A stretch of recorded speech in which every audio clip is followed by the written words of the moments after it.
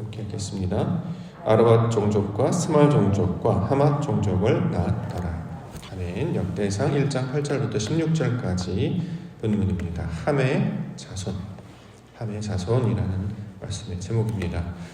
역대기 우리 1장에서 족보들을 계속 소개하고 있는데요. 특별히 자손들에 관한 이야기하고 있습니다. 여기서 말하는 자손들은 아들들로 우리가 번역해서 이해하면 도움이 됩니다. 따라서 이 아들들의 이야기로 우리가 함께 살펴보고자 합니다. 특별히 우리 본문에서는 노아의 아들들에 대해서 주목하고 있죠. 셈, 함, 야벳. 자, 그래서 우리가 순서대로 그 의미를 살펴보고 있습니다. 어제 야벳에 이어서 오늘은 함과 그 아들들을 살펴보고자 합니다. 자, 먼저 함 우리 잠깐 좀 살펴볼게요. 함 이름의 뜻 있죠. 사전을 찾아보시면 함의 이름은 이제 검다, 뜨겁다 이렇게 번역이 되어 있습니다. 따라서 사람들이 이제 함의 자손들 또는 함의 아들들 그러면 보통 피부색이 어두운 것으로 생각하여서 소위 말하는 이제 흑인들, 이 사람들이 이제 그 후손들이지 않느냐 이렇게 이제 많이들 인식하고 이해하고 왔는데요. 가만히 한번 생각해 보실까요? 그게 진짜 맞는 것인가? 왜냐하면 노아의 아들들이잖아요. 한 아버지의 자녀들, 아들들이 태어났는데 한 해는 하얗고 한 해는 노랗고 한 해는 까맣고 이렇게 태어날 수가 있을까요? 이렇게 피부색이 조금 하얗고 조금 어두울 수는 있지만 완전히 피부색 자체가 정말 황인종, 백인종, 흑인종처럼 이렇게 한 아버지 밑에서 태어날 수 있을까? 생물학적으로 이게 가능한 것인가? 그럼 이제 우리가 생각해 보면 과학 시간에 배웠기 때문에 이게 사실 쉽지가 않지 않습니까? 그렇기 때문에 성경은 사람들의 피부색이 어떻다, 종족이 어떻다 이런 이야기를 하려고 나온 과학책이 아니지 않습니까? 하나님의 뜻을 나타내는 아버지의 메시지를 전하고자 하는 하나님의 편지가 되는 것인데 이것을 과학책처럼 접근할 때 우리가 이제 그렇게 해석하기도 좀 무리가 있다라는 생각이 들고요. 실제로 이걸 과학에 빗대어도 맞지 않는 적합한 이론이 될 수 없기 때문에 어둡다, 검다라고 해석하는 게 과연 맞느냐 이런 이제 생각을 해보게 됩니다. 만일 함이 검은, 뜨거운 이런 이름의 뜻을 가지고 있다면 실제로 다른 성경 본문에서 이 검다라는 단어가 나올 때 함이라는 단어가 사용이 되었었겠죠. 검다라고 하니까요. 근데 실제로 색을 뜻하는 검다라는 뜻은 함의 이름을 잘 사용하지 않고 다른 단어를 사용하고 있습니다. 그러므로 검다라는 의미라기보다는 다른 의도로 사용되었음을 이것을 찾고 구해야 할 것입니다. 따라서 이 이름을 어떻게 이제 해석하냐면 히브리어가 가지고 있는 이제 고유한 상징적인 의미를 가지고 이제 번역을 하게 되는데요. 자, 그렇게 됐을 때 함은 어떤 의미로 우리가 이해할 수 있냐면 형식, 틀, 그릇 같은 의도로 이걸 이제 해석해 볼 수 있습니다. 함이 이제 그런 의도로 주신 말이 된다라는 거죠.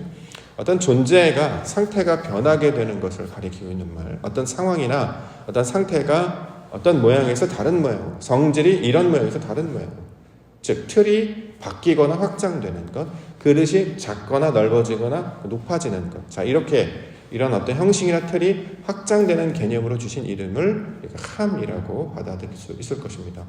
실제로 그런 의도로 이거를 이제 해석을 했을 때, 그럼 이것이 과연 적합하느냐? 그 아들들의 이름들을 살펴보면 이것이 어느 정도 적합한 해석이다라고 받아들일 수 있을 것입니다. 오늘 본문에서는 8절에 보면 함의 자손은 구스, 미스라임, 붓, 가나안 이렇게 네 아들의 이름들로 기록하고 있는데요. 이 이름들을 가만히 살펴보면 모두 형상, 상태, 어떤 모양들을 나타내고 있는 말들로 풀어서 우리가 이해할 수 있기 때문에 결국에 이 함이라고 하는 것은 하나님께서 우리의 성질을 어떻게 바꾸시는가, 아버지께서 우리의 생각들, 우리가 가지고 있는 그릇들을 어떻게 확장하고 변화시키시는가에 관한 내용으로 이것들을 우리가 살펴볼 수 있을 것입니다. 예를 한번 들어보면 우리가 이제 어제도 이제 출산의 기쁜 소식을 들었습니다. 우리 기쁨이와 기특이가 드디어 기도했던 대로 이 세상에 건강하게 이제 태어났는데, 자, 기쁨이와 기특이의 이름을 가만히 살펴보면 아직 이름이 정해지진 않았습니다만 왜 아이들을 이렇게 이름을 지었는지를 통해서 부모들의 어떤 상태, 그들의 상황들을 대충 유추해 볼 수 있잖아요. 아이를 가졌을 때 얼마나 기뻤으면 기쁨이라고 이름을 지었을까? 얼마나 그것이 대견하고 큰 일을 해내는 것이었으면 기특이라고 이름을 지었을까? 이런 생각을 해보면서 당시 부모가 어떤 마음을 가지고 자녀들에게 이름을 지었는가를 통해서 그의 상태가 어떤 것인지 살펴볼 수 있을 것입니다. 자, 저희 집안도 족보에 이제 그 돌림자를 쓰고 있는 족보였는데 저희 때에 대해서는 족보에 돌림자를 쓰지 않고 예찬이나 예린 또는 하은이, 하준이, 하림이 이런 이름들로 이제 써요. 어떤 경우에는 이제 성경 이름을 그대로 적용해서 요셉이라고 짓기도 하고 어떤 다른 이름, 다니엘이나 이런 이름을 직접 짓기도 하죠. 그러니까 그들의 영적 상황이 어떤 것인지를 이 아이의 임신을 통해서 대충 유추해 볼 수 있는 것처럼 함도 이 자녀들의 이름을 통해서 그의 상태가 어떤 것인지를 대략적으로 유추해 볼 수 있다면 이 함은 이 사전적인 의미의 어떤 검다, 뜨겁다의 의미로 우리가 받아들이기보다는 하나님께서 그의 백성들을 변화시키시고 확장시키시고 그의 성질을 새롭게 하시는 어떤 그릇에 담는 모양들로 우리가 이 이름들을 받을 수 있을 것입니다. 그 대표적인 증거로 본문에 이제 미스라임과 가나안에 관한 이야기를 먼저 하고자 하는데요. 자, 본문 네 이름을 보면 8절에 구스, 미스라임, 붓, 가나안 이렇게 이름을 이제 설명하고 있습니다. 미스라임 먼저 보려고 해요. 미스라임은 어디냐면 지금의 애굽을 가리키고 있는 말이죠. 출애굽기에 보면 이스라엘 백성들이 어디 살고 있었느냐? 미스라임에 살고 있었다 이렇게 이야기합니다. 자, 애굽이라고 하는 것이 히브리어로는 미스라임이라는 거예요. 이스라엘 백성들이 미스라임에 살고 있었습니다. 이 미스라임은 애굽인데 우리가 출애굽기의 내용을 통해서 알 수 있는 것처럼 하나님을 알지 못하는 왕이 다스리던 곳이 미스라임이었죠. 그렇죠? 자, 그 이스라엘 백성이 거기에 하나님을 알지 못하는 여호와를 알지 못하는 왕 바로가 다스리던 땅에 살던 그 이스라엘 백성들을 하나님께서 그들을 인도해 내셔서 어디로 들어가게 하시느냐? 가나안으로 들어가게 하시잖아요. 그렇죠? 가나안 땅으로 들어가게 하십니다. 그러면 그 역사적 사실과 사건들을 통해서 말씀하고자 하는 것은 자, 지금 애굽의 상태, 미스라임이라고 하는 상태에 있었던 자들이 나중에 가나안이라고 하는 상태의 사람들로 바뀌게 되는 것입니다. 자, 이것을 역사적 사건과 인물을 통해서 설명하고 있는 것이죠. 여호와를 알지 못하는 바로라고 하는 곳에서 다스림을 받던 자들, 그래서 참된 안식과 평강이 없던 자들이 나중에 가나안이라고 하는 그 땅에 도달해서 젖과 흙꿀이 흐르는 곳에서 말씀을 간직하고 그곳 가운데 여호와의 입에서 나오는 모든 말씀으로 살게 되는 그런 이야기들을 가나안이라고 이제 이렇게 이야기를 하고 있는 것이죠. 그래서 모세의 인도함을 받아서 홍해를 건너기도 하고 말씀의 인도함을 받아서 요단강을 건너기도 하고 자, 이런 이야기들을 이제 설명하고 있는 것입니다. 전체적인 주제는 함의 아들, 자, 미스라임이라고 하는 아들의 상태에서 가나안이라고 하는 상태로 이제 바뀌는 이야기를 지금 하고 있기 때문에 함도 그런 내용적, 전체적인 어떤 큰 흐름과 틀에서 우리가 이해해 볼 수 있는 것입니다. 즉 하나님의 모든 목적은 변화, 성장, 확장, 우리의 어떤 생각의 틀들을 넓고 크고 깊게 만드시는 것. 사람의 상태, 육신의 상태에 있었던 자들을 하나님의 상태, 하나님의 형상을 닮은 상태까지 다다르게 하시는 일. 자, 이것들을 지금 이름들을 통해서 설명을 하고 있는 것이죠. 자, 이 말씀을 우리가 실제로 역대기에 그 소위 말하는 청자가 되고 있는 유대인들이 이 말씀들을 이제 듣고 있다라고 생각을 해보면 그들이 이제 바벨론 땅에 포로로 끌려갔다가 돌아와서 말씀을 찾아 이 족보를 기록하면서 말씀들을 듣고 있는 내용들을 생각해 본다면 바벨론에 끌려갔다 있다가 돌아온 상태란 말이죠. 자, 이제 말씀을 듣고 있어요. 아, 하나님께서는 우리를 그러한 상태, 바벨론의 상태에 내버려 두지 아니하시고 다시 예루살렘으로 돌이키게 하셔서 우리를 하나님의 거룩한 백성이 되게 하신다. 자, 이렇게 설명하고 있기 때문에 본문에 나오는 이름들로 우리가 이렇게 받을 수 있을 것입니다. 결국 하나님이 하시는 일이라고 하는 것은 우리를 새롭게 하시는 일, 우리를 성장하게 하시는 일, 우리를 변화시키게 하시는 일. 자, 이것을 이름들을 통해서 설명을 하고 있습니다. 10절 말씀 보겠습니다. 구스가 또 니므롯을 낳았으니 세상에서 첫 영걸이다. 자, 니므롯이라는 이름 나왔습니다. 이제 반역, 반란이라는 의도를 가지고 있는데 이걸 이제 부정적인 의미로 보면 이제 반역이나 반란이 될 것이고 긍정적인 의미로 본다고 하면 개혁이라는 말로도 쓸 수가 있겠죠. 기존 질서에 대적하는 것, 원래 가지고 있었던 틀에서 벗어나는 것, 이런 말을 우리가 이제 할 수 있는 것 아니겠습니까? 이것이 이제 니므롯으로 나타났다 이렇게 이야기하고 그를 가리켜서 첫 영걸 이렇게 이야기합니다. 영걸 말이 좀 어려운데 우리가 요즘 잘 쓰지 않는 단어인데 이제 사전을 보시면 이제 용사, 강하다 이렇게 이제 번역이 되어 있습니다.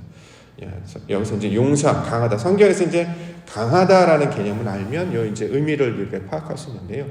성경에서 강하다라고 하는 것은 어떤 것이냐면 힘이 세다 이런 말이 아니라 하나님의 말씀을 선택하다 이런 뜻을 가지고 있죠. 이걸 강하다라고 이야기하죠. 세상에서는 힘센 자, 더 많이 가진 자를 강하다라고 이야기하잖아요. 키가 크거나 힘이 세거나 더 많이 가지고 있거나 이걸 이제 강하다라고 하죠. 지식이 많거나. 근데 성경에서 말하는 강하다의 개념은 키가 크거나 외적 조건이 좋거나 힘이 세거나 이런 것이 아니라 하나님의 말씀을 받아들여서 변화될 수 있는 자, 그런 능력을 가진 자를 강하다의 개념으로 사용하고 있습니다. 그렇기 때문에 이 구스를 보면 니므롯, 그러니까 기존의 것들과 대적해서 나의 옛 모습의 상태에서 바뀌어져서 새로운 모습들로 나아가야 되는데, 그 새로운 모습은 외부적인 어떤 환경이나 외부에서 나오는 것들을 그 가르침이나 이런 걸 교훈으로 받아서 잘 배워 익힘으로 말미암아 그것을 자신의 성장의 지식으로 삼고 재료로 삼는 것을 가리키고 있는 말입니다. 이걸 이제 신약으로 이제 비유를 해서 우리가 생각을 해본다면 제자가 되는 것을 가리키고 있는 말이죠. 우리가 모두가 이제 제자가 되어서 하나님의 말씀을 받고 듣고 이것을 익히고 자라가는 자가 되어야 되지 않겠습니까? 너희는 이제 제자로 삼아 이런 표현이 이제 신약의 마태복음에 나오는데, 제자로 삼는다라고 하는 것은 내가 가르치는 자고 다른 사람한테 그것을 가르쳐주는 그런 입장이라기보다 우리가 항상 배우는 자가 된다라는 의도를 담고 있습니다. 세상의 모든 것들의 선생, 목자가 바로 우리 하나님이 되시고 그 진리의 말씀은 우리가 보고 듣고 배우는 것이죠. 그래서 이것을 잘 보고 듣고 배우는 자를 성경에서는 여기 이제 영걸이라는 말로 표현을 하고 이제 이걸 강하다, 위대하다 이런 말로 설명하고 있습니다. 따라서 신앙에서는 어떤 자가 강한 자고 어떤 자가 용사인가, 하나님의 말씀을 믿음으로 잘 받고 이것을 깨달아서 하나님의 말씀으로 듣고 배우는 자를 가리켜서 강한 자다, 용사다 이렇게 말할 수 있는 것입니다. 실제로 신약의 모든 사건들을 보면 용사들은 힘이 센 사람이 아니라 하나님의 말씀을 잘 따르는 자들로 설명하고 있죠. 대표적인 용사가 이제 다윗이 될 텐데, 그는 작고 왜소한 자였습니다만 그 골리앗을 이기는 이런 이야기를 통해서 실제로 창과 칼에 그 힘, 어떤 능력이 달려 있는 것이 아니라 여호와의 이름으로 나아가는 자, 즉 말씀, 진리로 나아가는 자가 하나님께서 기뻐하시는 용사의 모습으로 설명을 하고 있는 것이죠. 구스가 이런 모형들로 나타내고 있는 것입니다. 자, 변화는 어떻게 되느냐? 외부에서 나타나는 것, 잘 보고 듣고 배우는 것. 우리가 이게 사실 쉽지 않은 거죠. 잘 듣고 좋은 학생이 되어서 선생님 말씀을 잘 듣고 부모님 말씀 잘 듣고 외부에서 가르치는 말씀을 어떤 교훈으로 잘 받아서 내 것으로 삼는 것, 이것을 영걸의 의미로 설명하고 있습니다. 자, 마지막 가나안에 관한 이야기 13절부터 16절. 가나안은 맏아들 시돈과 헷을 낳고 또 여부스 종족과 아모리 종족과 기르가스 종족과 히 종족과 알가 종족과 신 종족과 아르와 종족과 스말 종족과 하맛 종족을 낳았다. 자, 우리가 여부스, 아모리, 기르가스, 히위 이런 정도는 가나안 땅에 이제 정착하고 있었던 7 족속에 관한 이름들로 우리가 이해하고 있기 때문에 이미 가나안에서 자리를 잡고 있었던 종족들임을 알 수 있습니다. 이 종족들이 나중에 여호수아라고 하는 용사, 그다음에 갈렙이라고 하는 용사로 이제 정복을 당하게 되죠. 자, 원래 자리를 잡고 있었던 성질들이 있었는데 이것이 여호수아, 구원이라는 이름의 뜻의 용사와 갈렙, 하나님의 마음을 닮은 자의 뜻을 가진 그 두 용사를 필두로 한 이스라엘 백성들로부터 이제 정복을 당하게 되는 이야기로 설명을 하고 있습니다. 그러므로 이 가나안은 결국 원래 가지고 있었던 틀에서 하나님의 것을 가지고 있는 것들로 바뀌게 되는 것을 나타내는 말이 되고 있는 것이죠. 이걸 가나안이라 이렇게 이야기한다, 이렇게 이야기합니다. 이 세워지다라는 의미가 가지고 있는데요. 원래 있는 것이 아니고 원래 있는 건데 땅만 있는 것이고 여기를 뭔가 세워야 된단 말이죠. 건축물이라든가 뭘 세워야 돼요. 그런데 자신의 생각과 뜻으로 세우는 걸 바벨이라고 하고 하나님이 주시는 재료와 하나님이 주시는 것들로 세우는 것을 성전이라고 이렇게 이야기합니다. 우리가 똑같지 않습니까? 똑같은 거칠은 땅이었는데 여기에 자기가 생각하는 지식과 경험, 세상에서 가져온 영문과 정욕에 성을 쌓을 것인가, 탑을 쌓을 것인가, 아니면 하나님이 주시는 재료를 통해서 말씀으로 된 성전을 쌓을 것인가. 근데 성경은 이것을 하나님이 주신 재료로 쌓아야 된다 이렇게 이야기를 하고 있고, 그걸 가리켜서 성전 이렇게 이야기하고 있습니다. 그러므로 기존의 것들이 다 물러나게 되고요. 하나님 것이 들어오게 되면 기존의 것이 다 물러나게 되고 하나님의 것들로 채워지게 되면 이것이 하나님이 말씀하시는 새 예루살렘 성의 모습이 된다라는 거죠. 결국 이 삼위자손이라고 하는 것은 민족이 어떻다, 피부가 어떻다, 그들이 맞다 틀리다 이런 이야기를 하는 것이 아니라 하나님께서 자신의 백성들의 그 성질들을 어떻게 가꾸어 가시고 또 자라게 하시고 변화시키시는가에 관한 이야기들로 설명을 하고 있습니다. 어저께 야벳이 이제 열다라는 것이었잖아요. 열매라는 뜻도 갖고 있고 우리의 마음이 열려져서 하나님의 것으로 열려져서 변화가 나타나는 거죠. 그릇으로 확장되는 거. 그래서 우리가 마치 그 질그릇처럼 하나님이 토기장이가 되셔서 우리 이렇게 빚어가시고 만들어가시는 이야기로 이걸 보게 되면 결국 이 하나님의 형상으로 만들고자 하는 이 의도가 담긴 말로도 우리가 이 본문의 이 이름들을 이해할 수 있게 될 것입니다. 자, 아이들이 이제 자라게 되면 점점 엄마가 되고 아빠가 되지 않아요? 마찬가지로 성경에 있는 이름들을 통해서 우리에게 들려주시는 것은 이러한 성질들로 우리를 변화시키시고 만드시고자 하는 하나님의 의도가 담겨져 있는 뜻임을 발견할 수 있게 될 것입니다. 자, 이것들을 우리가 기억하고요.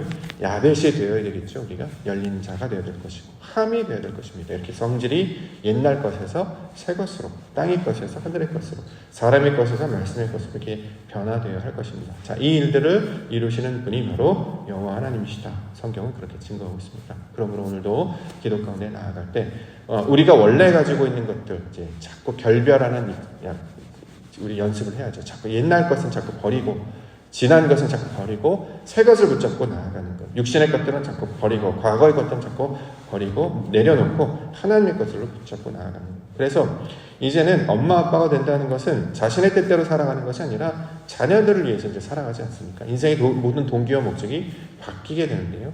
하나님께서도 아들 예수 그리스도에게 모든 걸 맡기시고 모든 것들을 이해하셨던 것처럼 이제는 그들의 인생을 통해서 모든 것들을 바라고 또 섬기고 나아가는 것처럼 이 동일한 모습들로 내가 나의 모습으로 사는 것이 아니라 우리로 하나님께서 낳게 하신 그 말씀을 따라서 하나님께 주신 그 하나님의 나라의 뜻을 위해서 나아가는 것이 신앙의 목적과 동일한 목적으로 우리에게 가르쳐주고 있습니다. 그러므로 오늘도 하나님이 주신 말씀, 그 영광을 위해 살게 하여 주시옵소서. 이렇게 기도 가운데 나아가시고 특별히 하나님의 나라와 뜻을 구하고 그 의도대로 우리를 빚어주시고 새롭게 만들어주시고 새 사람이 되어지게 하여 주시옵소서. 이렇게 간절히 기도 가운데 나아가며 하나님께서 말씀하신 독생자들 그리스도를 닮는 예수님의 성도들과 주의 이름으로 간절히 축원합니다. 하겠습니다.